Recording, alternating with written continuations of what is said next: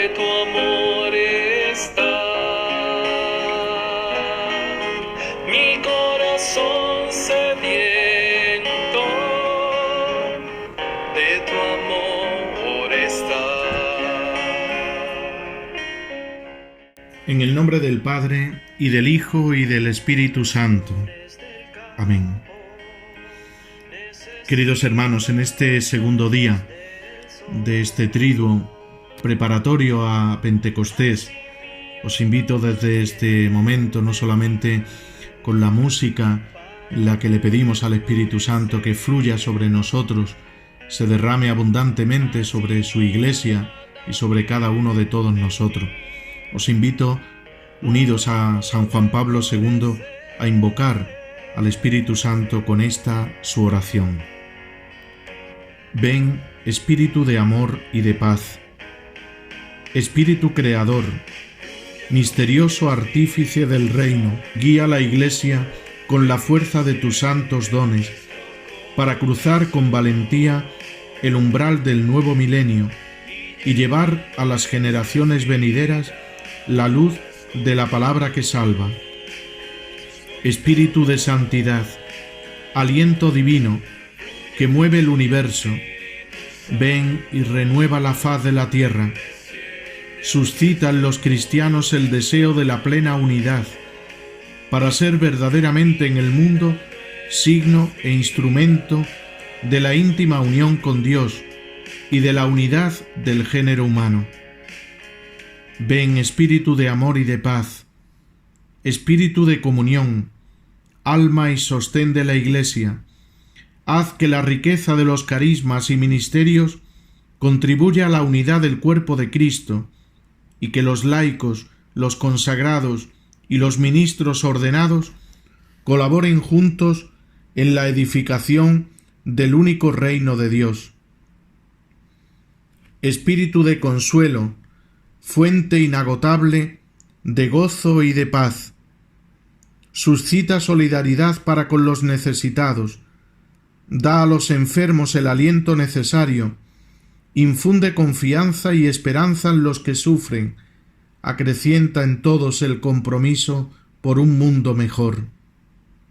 Ven, Espíritu de amor y de paz, Espíritu de sabiduría, que iluminas la mente y el corazón, orienta el camino de la ciencia y la técnica al servicio de la vida, de la justicia y de la paz. Haz fecundo el diálogo con los miembros de otras religiones, y que las diversas culturas se abran a los valores del Evangelio. Espíritu de vida, por el cual el Verbo se hizo carne en el seno de la Virgen, mujer del silencio y de la escucha. Haznos dóciles a las muestras de tu amor y siempre dispuestos a acoger los signos de los tiempos que tú pones en el curso de la historia. Ven, Espíritu de amor y de paz.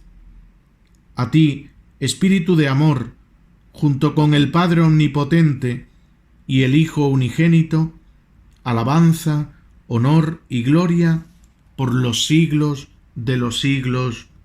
Amén. Espíritu desciende ahora y transfórmame. Mi corazón sediento de tu amor está. Mi corazón sediento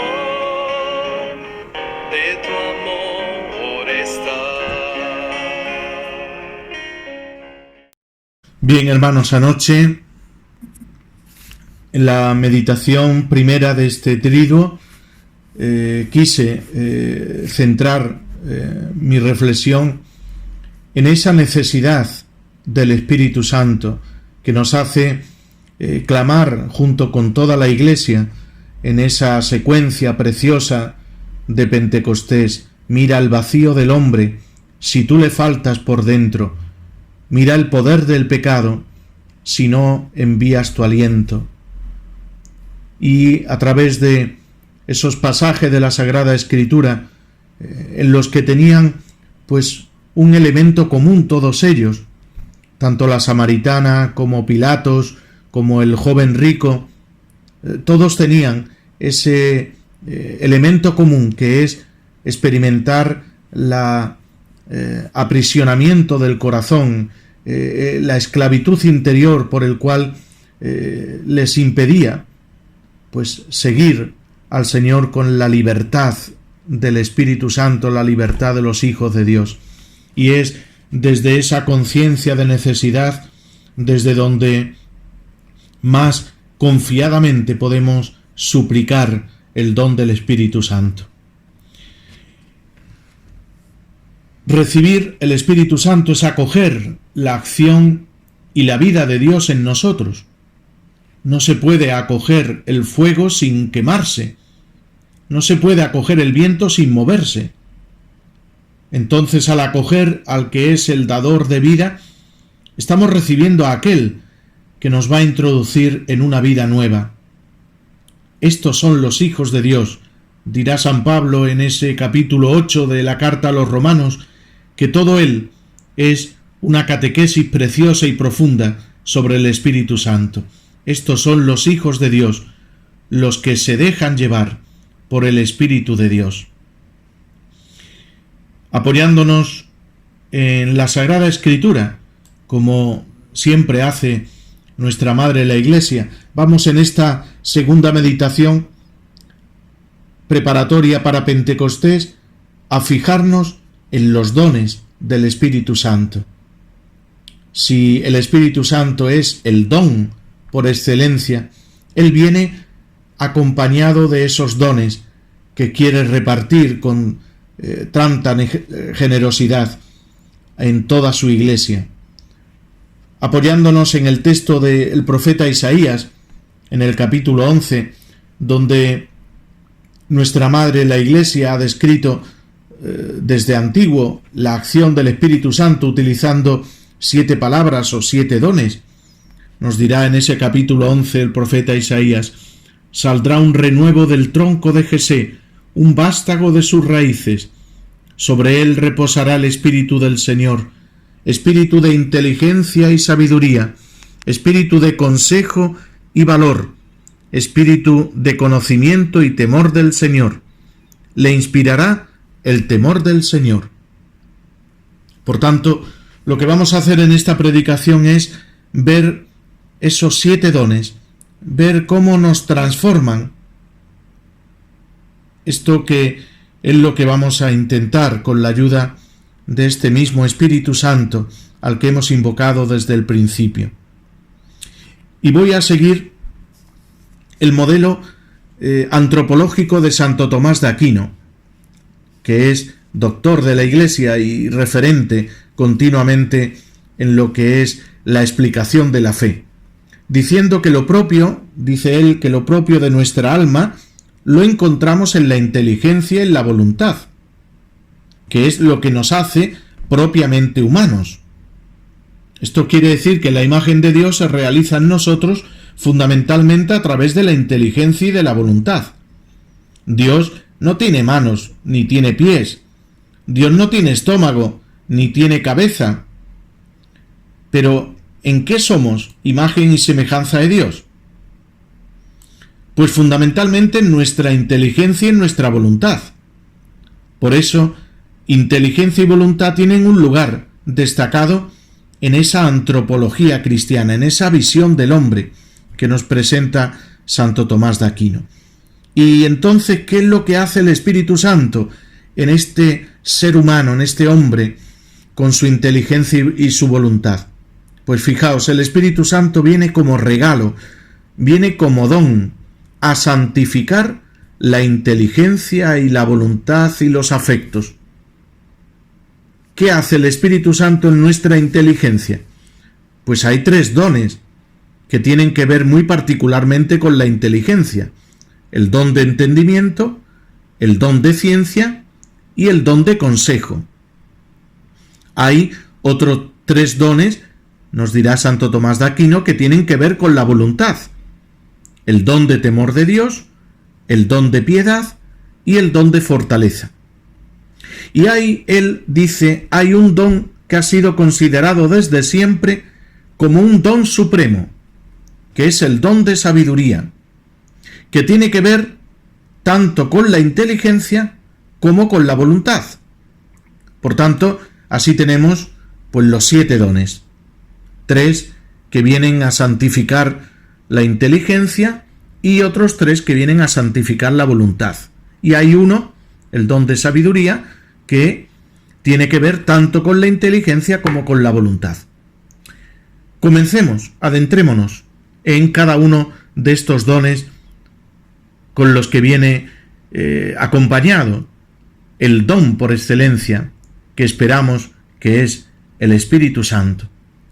Comencemos, por tanto, con el primer don de la inteligencia, el don de entendimiento. ¿Qué es lo que hace este don? ¿Y por qué es necesario dentro de nuestra vida de consagración al Señor? El don de entendimiento nos permite acoger en su sentido único y profundo la palabra de Dios. Es decir, obviamente la palabra entendimiento se refiere a entender, pero ¿qué es lo que se entiende en la revelación, en la palabra de Dios? El don de entendimiento nos permite acoger la palabra de Dios, nos permite entenderla, nos permite escrutar la palabra. Podemos decir que sin el don de entendimiento, la palabra de Dios permanece ajena a nosotros. ¿Por qué pongo al principio de toda esta predicación, de toda esta meditación o catequesis, el don de entendimiento? Pues porque resulta que la puerta de toda la vida cristiana es la fe. Y resulta que la fe viene de la palabra. Nos dice San Pablo en la carta a los Romanos, en su capítulo 10, que fides ex auditu, es decir, que la fe viene de la escucha. Y por eso el primer don que necesitamos, en cierto sentido, es el don de entendimiento. Necesitamos recibir esa palabra, necesitamos entender esa palabra. Podemos decir que el don de entendimiento nos permite extraer, nos permite asimilar la verdad revelada en la divina palabra. Dice el apóstol San Pablo a cierta comunidad, felicitándoles, les dice: recibisteis la palabra no como palabra humana, sino cual es en verdad, como palabra de Dios. Pues esto es lo que hace el don de entendimiento. No solo me permite tener una aceptación del sentido de lo que se dice, sino poder acoger con carácter de palabra de Dios aquello que me da a conocer el Señor, aquello que Él me revela. Como veis, es maravilloso este don de entendimiento, que tiene como esa doble dimensión. Por un lado, comprender el sentido de lo que se dice. Esto quiere decir abrirnos a su sentido, al sentido que tiene la palabra. Según los grandes estudiosos, entre los cuales se encuentra Santo Tomás de Aquino, nos dice que el sentido de la palabra de Dios es un sentido doble. En primer lugar, un sentido literal y en segundo lugar, un sentido espiritual. Sentido literal es comprender lo que la palabra dice en sí misma, sin negarla. El Papa Benedicto nos advirtió de un peligro, y es de buscar cánones dentro del canon de la Escritura. Sabéis que canon de la Escritura se llama al conjunto de la revelación bíblica. Pues bien, buscar un canon dentro de otro canon es como quedarme con ciertos textos y darle un estatuto, darle una consideración que no le doy al resto de la Biblia. El don de entendimiento impide que esto suceda, porque el sentido literal no se queda únicamente en la palabra, en el versículo, sino que abarca también el pasaje, el libro al que corresponde y el resto de la revelación que Dios hace en toda su palabra. Esto implica también la capacidad de relacionar unos textos con otros. Por eso los antiguos padres de la Iglesia son verdaderos maestros en esta conexión de sentidos en la palabra de Dios. Pues junto a este sentido literal se encuentra el sentido espiritual. ¿Qué es el sentido espiritual? Se le llama sentido espiritual al reconocimiento de lo que esa palabra implica en mi vida, en la comunidad cristiana, en la comunidad humana. Por tanto, el primer sentido espiritual es el sentido moral. Esta palabra, ¿a qué me invita? El percibir la fuerza de esa palabra dentro de la vida cristiana. No todos los pecados están reseñados en la Biblia, no todas las virtudes son aplaudidas en la Biblia, pero a partir de la revelación bíblica yo recibo aquellos principios que gobiernan toda la vida. Por ejemplo, hay crímenes actuales que no van a aparecer en la Biblia, por ejemplo, pues el hackeo. Sin embargo, la palabra me da criterio suficiente para entender qué es lo grave de ese crimen, que no existía en esa época, por supuesto. En esa misma línea, si hablamos pues del sexo virtual, ¿no? Obviamente eso no aparece en la Biblia, pero la Biblia me da principios suficientes para ver lo grave que es ese pecado. O si hablamos de la especulación financiera, por poner otro ejemplo, guiada por la codicia y por la mentira, pues claro que no aparece en la Biblia, pero la Biblia sí que me da los principios necesarios para valorar la gravedad de ese pecado. Entonces, el don de entendimiento me permite reconocer aquellas luces que guía mi comportamiento en aquellas virtudes y vicios que están explícitamente nombrados y también en aquellos que no están nombrados. Entonces, así obtengo de la revelación la claridad suficiente para guiar mi vida. Bueno, pues esta claridad para guiar mi vida conforme al querer de Dios, esto es lo que viene a darnos el don de entendimiento. También el don de entendimiento me da el ver el sentido alegórico y el sentido figurado. Esto que aparece mucho pues en la carta a los hebreos. Por ejemplo, cuando dice que lo que era figurado aparece real en el sacrificio de Cristo. Si el sumo sacerdote tenía que ofrecer sangre sobre el propiciatorio, entonces en el nuevo sacrificio nos dice que Cristo ofrece su propia sangre para el perdón de los pecados.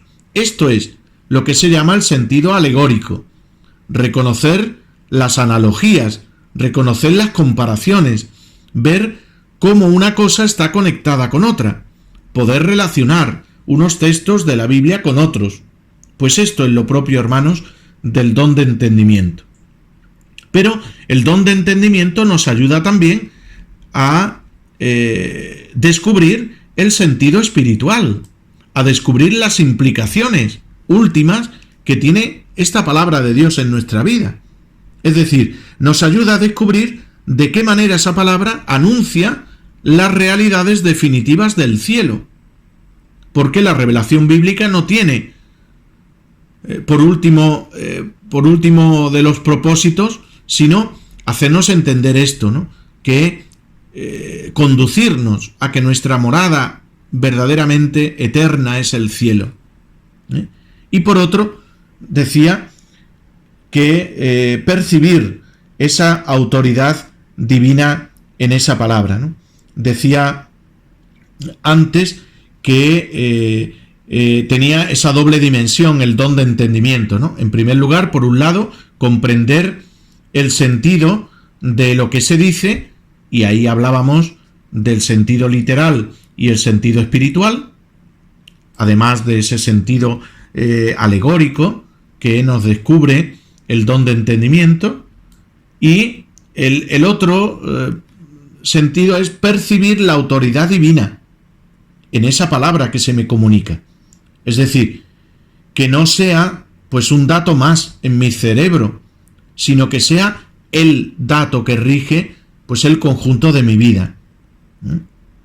Por eso esa palabra te deja sentir, ¿no? Esa calidez, esa frescura, ¿no? del aliento divino de la voluntad de Dios, ¿no? Te deja sentir pues que Dios te está hablando realmente. Cuando dijo Pedro, tú tienes palabras de vida eterna, no es porque hubiese hecho un doctorado en la Sagrada Escritura, porque en tiempo de Jesús no había eso, ¿no? Ni que tuviera muchos conocimientos en su cabeza, sino que Pedro percibía que esas palabras del Señor tenían una autoridad única, tenían una fuerza que viene de Dios. Pues para esto, hermanos, viene el don de entendimiento a nuestra vida. Para hacernos entender, ¿no?, ese sentido, ¿no?, de Dios, ¿no?, esa voluntad de Dios, esa vida de Dios.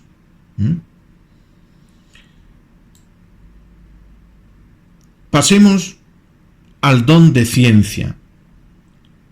Ciencia, la palabra ciencia viene de la palabra latina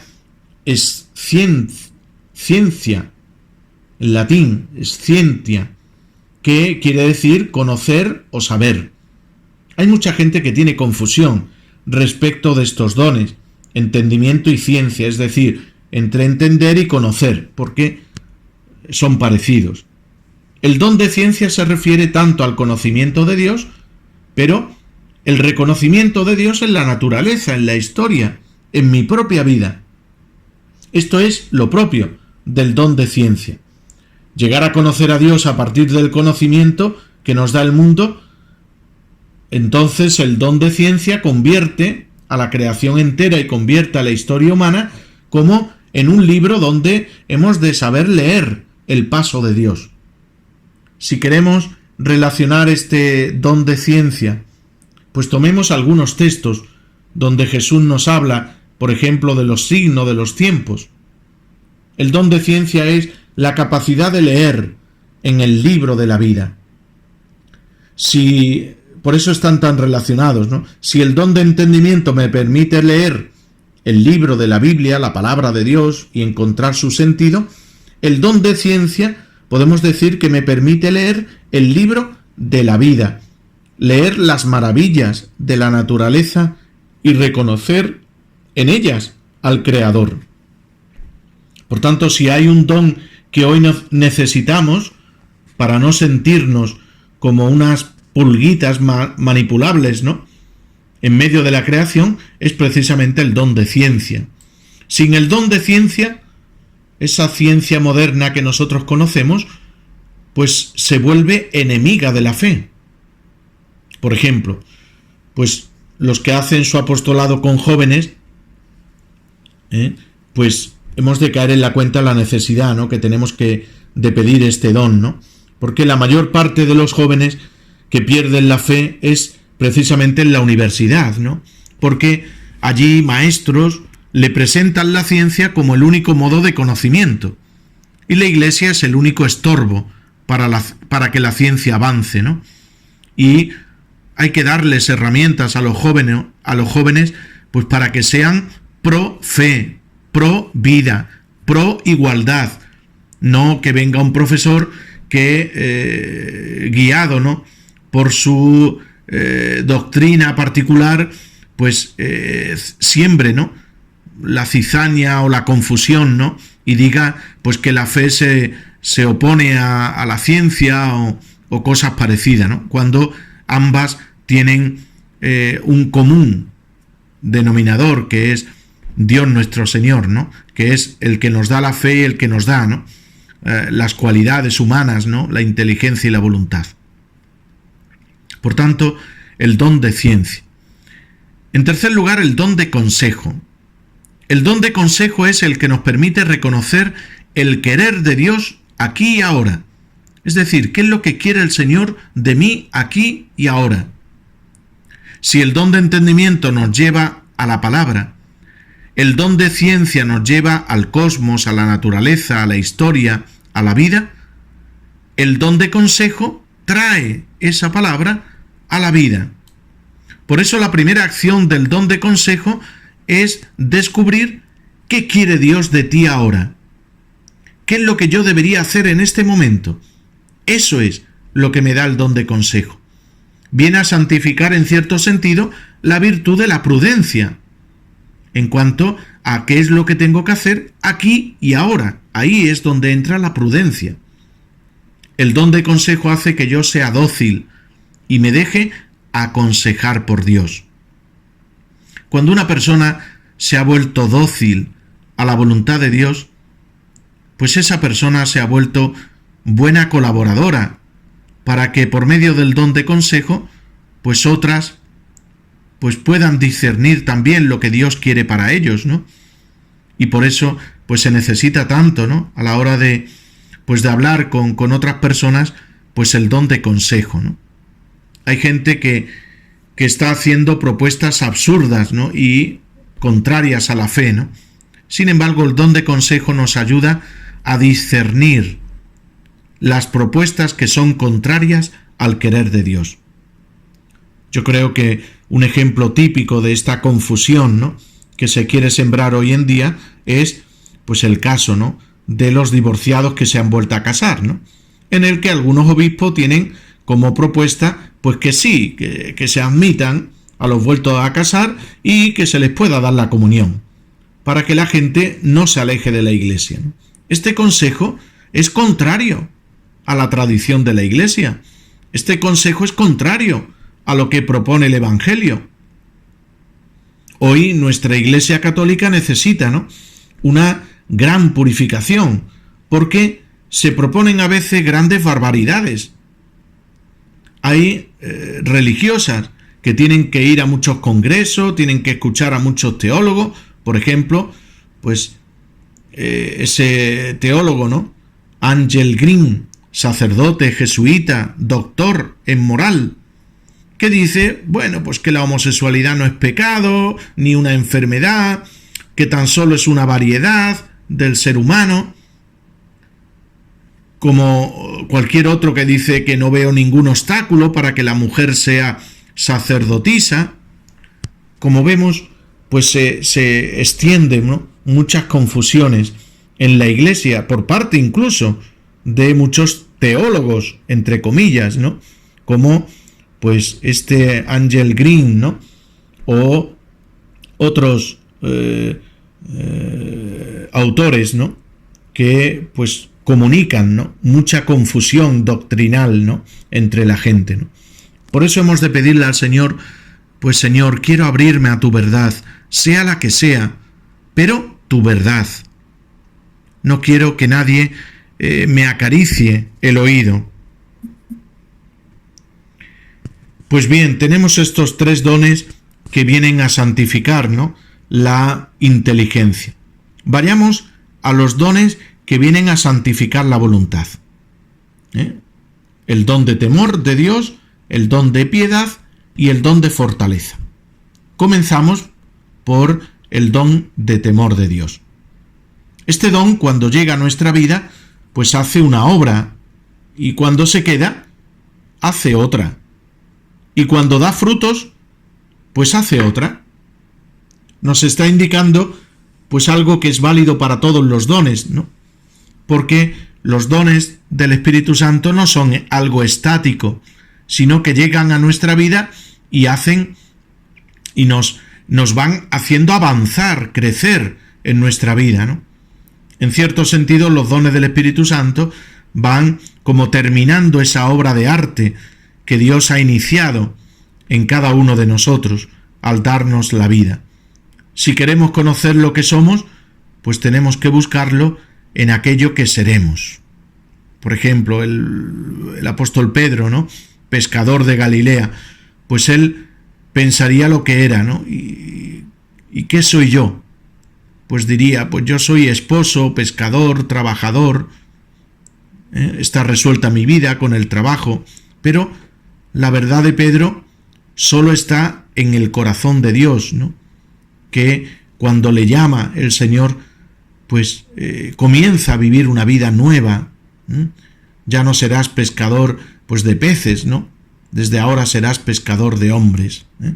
Y Pedro empieza a conocerse en su nuevo estado de vida, ¿no?, como aquel que ha sido llamado y aquel al que le pertenece, ¿no?, a Jesucristo. A este don no le ayuda pues el nombre que tiene, ¿no? Todos lo sabemos bien, ¿no? Don de temor de Dios, ¿no? Que solamente el nombre así nos sugiere pues como miedo, ¿no? Es lo primero que hay que decir cuando se da una catequesis a los jóvenes, ¿no?, y se le habla del temor de Dios, ¿no? Lo primero que hay que decirle que temor no significa miedo, ¿eh?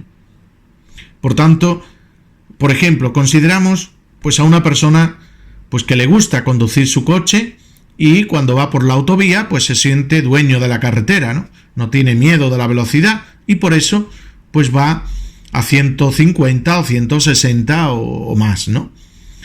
Pues lo mismo sucede en la vida espiritual, que por no tener miedo uno puede meterse en responsabilidades que le quedan demasiado grandes. Uno puede entrar en amistades que no son correctas. Por eso el don de temor de Dios pues tiene el miedo, tiene algo positivo, y es que es como una especie de alarma que nos puede salvar la vida, ¿no?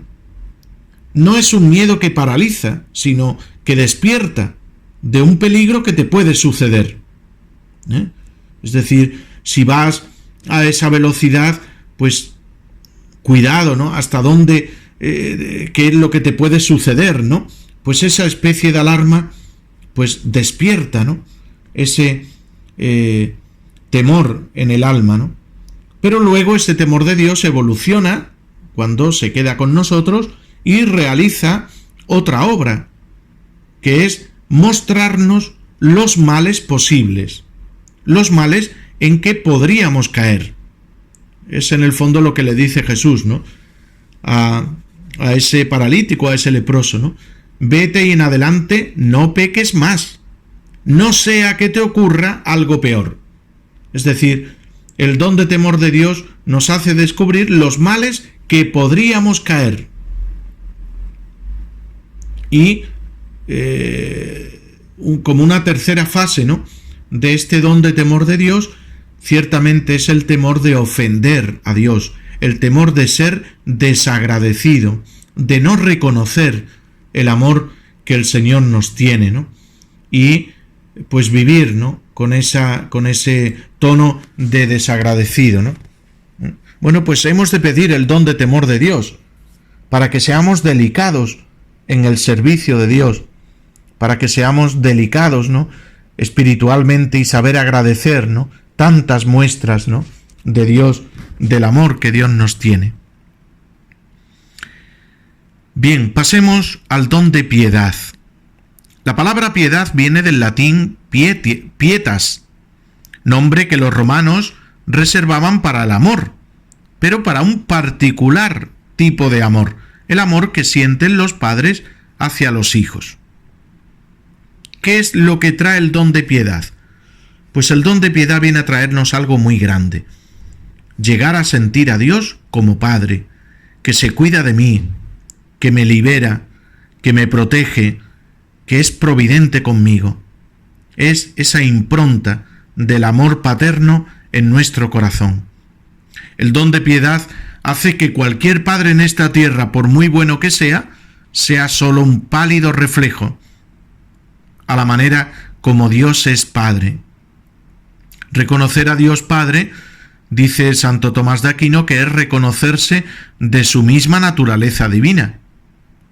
Cuando uno llega a conocer el amor de Dios Padre, lo bueno o lo malo que uno encuentra en los padres de la tierra, pues ya importa muy poco, ¿eh? Porque pues llena, ¿no?, y plenifica, ¿no?, pues ese amor de Dios Padre en nuestra vida. Bien, pues el don de piedad, ¿no?, esa piedad filial para con Dios, ¿no?, que abre en nuestro corazón la oración a la confianza, a la seguridad, al abandono, a la certeza, ¿no?, de sentirnos cuidados, amados, mimados por Dios. Pasemos al don de la fortaleza. La fortaleza tiene que ver, según Santo Tomás de Aquino, con acometer. es decir, emprender con ánimo resuelto aquello que es difícil, pero posible. Por ejemplo, cuando llegamos a un sitio de nuevas, pues a veces se necesita, ¿no?, ese don de fortaleza para, pues, acometer las miradas, los comentarios, para no amedrentarnos y venirnos abajo, ¿no? Y junto a ese acometer, la fortaleza tiene que ver también con el resistir. Es decir, resistir el ambiente social, que es contracorriente a la vivencia de nuestra fe. Y en eso, pues, hemos de pedir el don de fortaleza, ¿no? Porque si tú no ganas almas para Cristo, pues terminará el mundo ganándote a ti. Y por eso es tan importante y tan necesario, ¿no?, pues ese don de la fortaleza. Es importante recordar también que el don de fortaleza nos sostiene en las pruebas. ¿En qué pruebas? Pues en todo tipo de pruebas. Persecución, burla, contradicción, indiferencia, calumnia, todo lo que se le parezca. Pues el Señor, con el don de su Espíritu, el don de fortaleza, nos sostiene interiormente cuando llega el momento de la prueba. Hay una anécdota que en cierta ocasión leí del Papa Pablo VI, ¿no?, y que os cuento porque, bueno, pues lo mismo que le pasó a él, pues seguro que le ha pasado a los restantes papas, ¿no? El Papa Pablo VI tuvo que tomar decisiones muy difíciles, ¿no?, como tiene que tomar todo vicario de Cristo en la tierra, ¿no? Pero cuando él publicó su encíclica Humane Vitae, pues había un gran amplio grupo de estudio, ¿no?, que tenía que asesorar al Papa respecto de, pues, lo que él trata en esa encíclica del tema de la sexualidad y el tema de los anticonceptivos artificiales. Si se los iba a permitir la Iglesia Católica, lo mismo que lo permitió el anglicanismo, y Pablo VI, pues antes de publicar su encíclica, nombró una comisión expresamente para este tema. Y la comisión hizo muchos estudios. En esa comisión, como en todas las que convoca el Papa, pues ciertamente cuenta con personas de mucha altura intelectual, ¿no? Entonces, como resumen de todo ese estudio, le aconsejaron esta comisión al Papa: Santo Padre, conviene permitir los anticonceptivos en la Iglesia Católica, es decir, cada pareja que examine en conciencia si los utiliza o no. No debe haber una normativa de la Iglesia sobre este tema. Fijaos, esta fue la sugerencia que la comisión le hizo al Papa. Pero había algunos de la comisión y fuera de la comisión que decía: esta no puede ser la normativa de la Iglesia. Y el Papa, pues, entender, ¿no?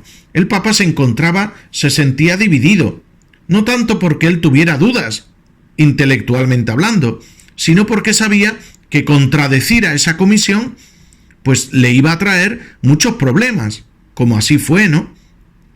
Es decir, en ese momento el Papa necesitaba la fortaleza, porque ya se sabe que cuando uno se reúne con doctores y especialistas, ¿no?, sobre ciertos temas, pues enseguida, ¿no?, pues te argumentan de una manera, de otra, ¿no? Pero el Papa, asistido, ¿no?, por el don del Espíritu Santo, pues sabía que en el fondo no era ese el querer de Dios. El secretario del Papa Pablo VI, os sigo contando un poco esta anécdota que me parece muy iluminadora, ¿no?, cuenta en su beatificación que el Papa estuvo toda la noche orando ante el Santísimo, preguntándole al Señor: Señor, ¿qué quieres que haga? Y se plantó y se mantuvo en la doctrina de la Iglesia, negando la permisividad, que era lo que le proponía la comisión.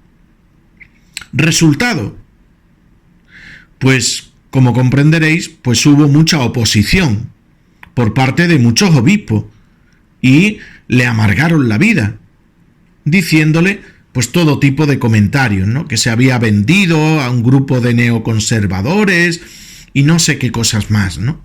Por eso digo que hemos de pedir el don de fortaleza, ¿no? También para el Papa Francisco, porque pues también en muchos momentos de la vida de la Iglesia, e incluso aconsejado por comisiones de alto pues criterio y intelectualidad, ¿no? Sin embargo, pues muchas veces eso no se corresponde con el querer de Dios. Y el Papa ha de conducir a la Iglesia según el querer de Dios, no según los antojos del mundo. Aunque humanamente los criterios lleven a aconsejar un determinado criterio. Hay muchos grupos de presión que quieren que el Papa traicione la enseñanza de la Iglesia. Los dramas del Papa Francisco no son menores que los dramas que vivió el Papa Pablo VI. Y lo mismo le sucedió a Benedicto XVI y a Juan Pablo II. Por tanto, el don de fortaleza es muy necesario para, en cada momento, actuar conforme al querer de Dios. Aunque eso lleve, pues, contradicción, oposición, ir contracorriente, incluso a lo que intelectualmente nos presenta como razonamientos y criterios el mundo. Por supuesto, donde más brilla el don de fortaleza es en los mártires. En definitiva, pues todos estamos llamados, ¿no?, a entregar la vida día a día, ¿no?, minuto a minuto, ¿no?, en esa fidelidad al Señor, ¿no? Y para eso, pues necesitamos este don y todos los dones. A veces el don de fortaleza, pues se necesita incluso hasta para perder amigos, o incluso para perder algún miembro de la familia. Porque cuando uno comienza a decirle a tus amigos, pues, por ejemplo, a uno de ellos, pues que la vida no la lleva conforme al agrado de Dios, ¿no?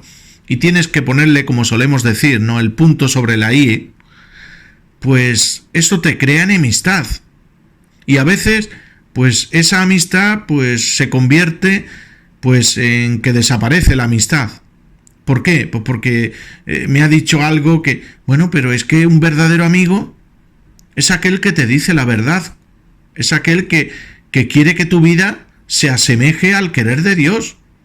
No es el amigo cómplice que te da la palmadita en la espalda y que es cómplice de tu pecado y cómplice de tu desorden o cómplice de... Pero, hermanos, esto le ocurre también a muchos sacerdotes que han traicionado la fe por no perder la amistad con muchos de sus fieles, porque pues no han sido suficientemente fuertes con el don de fortaleza para, pues, en esa corrección fraterna y mirar por el bien y la salvación de los que tiene delante, pues decirle a alguno concretamente, oye, pues este modo de vida no es conforme al Evangelio. Y se lo tienes que decir. Y muchas veces, pues eso te lleva, ¿no?, oposición y te lleva, pues, enemistad. Pero hay que pedir el don de fortaleza para vencer esas dificultades humanas, ¿no? Y por último, una vez que hemos visto estos dones que vienen a santificar la inteligencia y a santificar la voluntad, hay uno que decía Santo Tomás que tiene que ver con la inteligencia y la voluntad. Por tanto, el don de sabiduría. La verdadera sabiduría no es solo saber, sino sabor. Sabor que implica el paladar, que discierne, pero también sabor que implica el paladar que degusta las cosas de Dios, ¿no?, que uno se goza en las cosas de Dios, ¿no? Por eso divido un poco la explicación, ¿no?, de este don, pues en dos partes, ¿no? Por una parte, el ser de la sabiduría, y por otra parte, la distinción entre carne y espíritu, porque aquí hay, pues, algunas aclaraciones, ¿no?, que nos pueden ser útiles, pues, en esta predicación de preparación a Pentecostés, ¿no? El apóstol Pedro nos dice que nosotros tenemos una participación en la naturaleza divina. Esto es precisamente lo que hace el Espíritu Santo en nosotros. Es como una nueva creación. Nos convertimos en nuevas criaturas al participar de la naturaleza divina. Cada uno de los dones del Espíritu Santo vienen a realizar a su manera esta participación. El don de entendimiento, por dar un ejemplo, nos ayuda, hemos dicho, a percibir la palabra de Dios, como palabra venida de Dios, a leer la palabra con el mismo espíritu con el que fue escrita. Esto es participar de la naturaleza divina. Pero, por dar otro ejemplo, el don de piedad pues hace que nos reconozcamos verdaderamente hijos de Dios. Y decíamos que hijo es aquel que participa de la misma naturaleza del Padre. Entonces, uno siente que es estirpe, real, sacerdocio elegido, nación consagrada, pueblo de su propiedad, que nos dice el prefacio, ¿no? Bueno, pues esto es lo que da el don de piedad, ¿no? El reconocernos como verdaderamente hijos de Dios. Pero tal vez la novedad que trae el don de sabiduría es que esta experiencia de participación en la naturaleza divina es como integral, es algo completo. Y esto lo intentamos describir con 3 expresiones que están bajo el título ese de ser del Espíritu. En primer lugar, la perspectiva divina. El don de sabiduría nos ayuda, nos unge, para que tomemos en nuestra vida la perspectiva de Dios, es decir, el ver las cosas desde Dios. Y esto es algo que tiene que ver tanto con la inteligencia como con la voluntad. Darse cuenta cómo Dios se hace presente en los grandes acontecimientos y en los pequeños. Ver cómo Dios, pues con su providencia nos acompaña, cómo nos está llamando continuamente a la conversión y al crecimiento, cómo su paciencia con los pecadores es infinita, cómo es insondable su misericordia, ¿no? Y tiene que ver también con la mirada y con el afecto, ¿no?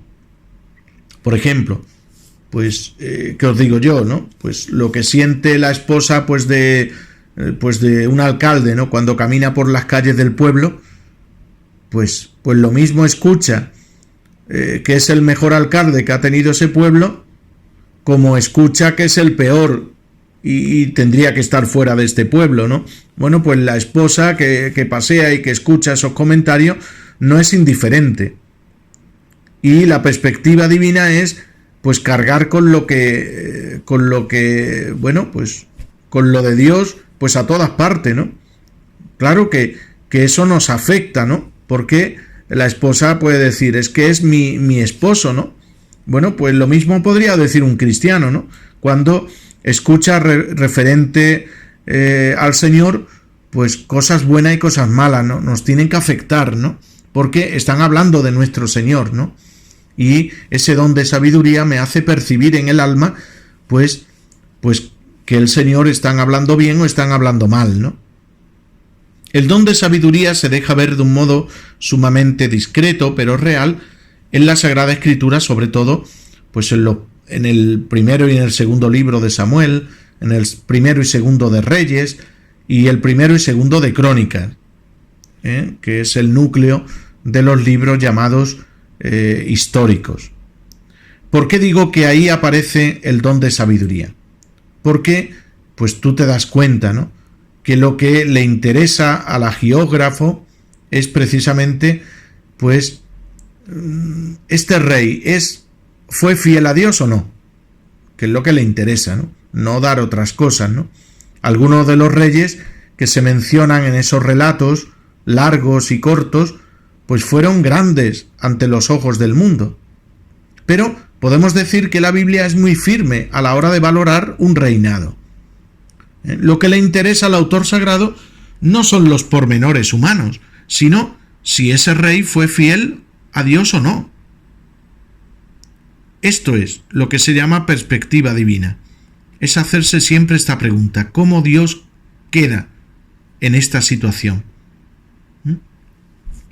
Para ello, pues hay un ejercicio intelectual muy sencillo, ¿no?, que puede ayudarnos a crecer en este don de la sabiduría, ¿no? Por supuesto, si es un don, pues quiere decir que no es una conquista nuestra, ¿no? Y es que nos preguntemos con frecuencia, ¿no? Bueno, en esta conversación, en esta amistad, en este trato con esa persona, ¿cómo queda Dios aquí? ¿Queda bien pagado? ¿Queda ofendido? ¿Queda...? Bueno, pues eso nos lo hace percibir, ¿no? El don de sabiduría, ¿no? En lo profundo de nuestra alma, ¿no? Y junto a esa perspectiva divina, es ver las cosas desde Dios, ¿no?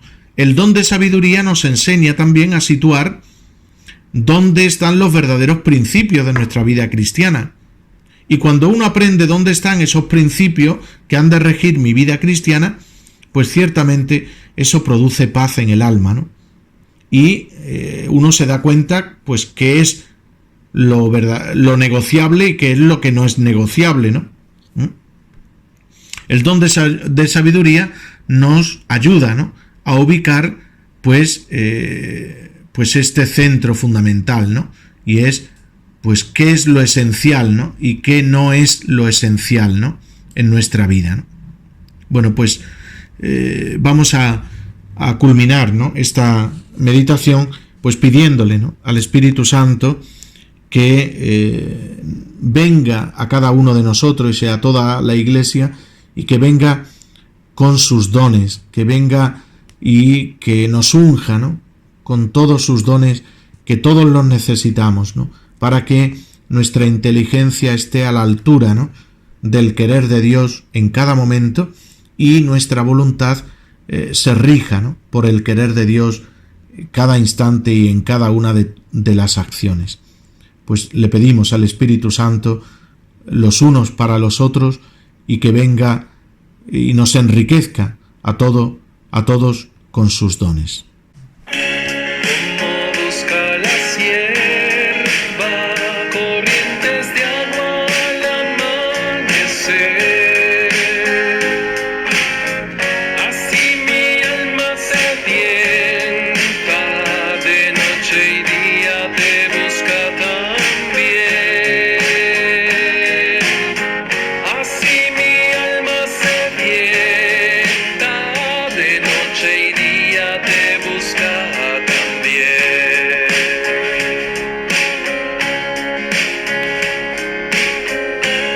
Espíritu Santo, Santo Espíritu de Dios, en mis noches oscuras, sé la luz de mi corazón.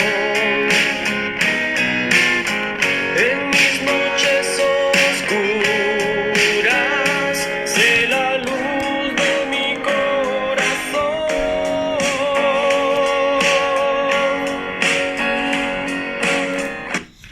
Gloria al Padre y al Hijo y al Espíritu Santo, como era en el principio, ahora y siempre, por los siglos de los siglos. Amén.